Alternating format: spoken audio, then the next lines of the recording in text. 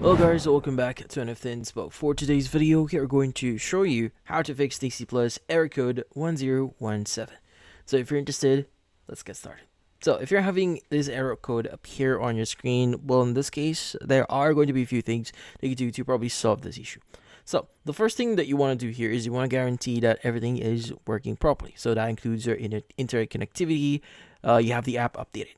So first is you want to check your internet connectivity. So maybe use a speed test for this one, or even just switch your network here. So maybe if you have like another Wi-Fi connection, go ahead and access that and see if that solves the issue. Also, you could try switching to your mobile data here just to clear things out that your internet is not the problem.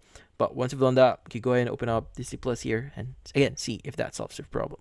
Now, next thing you want to do is you want to go ahead and make sure that the app is up to date. So go ahead and open up Google Play Store, look for Disney Plus, and if you do see an update button in here, go ahead and click on it, and basically wait for the update to complete. But once update is complete, you could go ahead and start your phone and see if that solves the issue.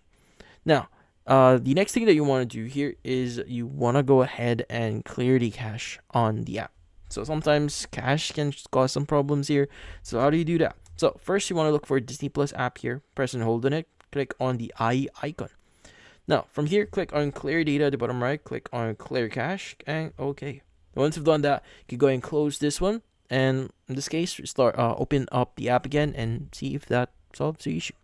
Now, if none of those actually work, well, most likely there might be some issues on the app itself. Like, for example, there might be some bugs, especially if they just release some recent updates. And also, if their servers are down, then most likely you might encounter this issue here. But in this case, that's about it. Hopefully, this video was able to help you like and subscribe to NFT Inspo. Thank you for watching.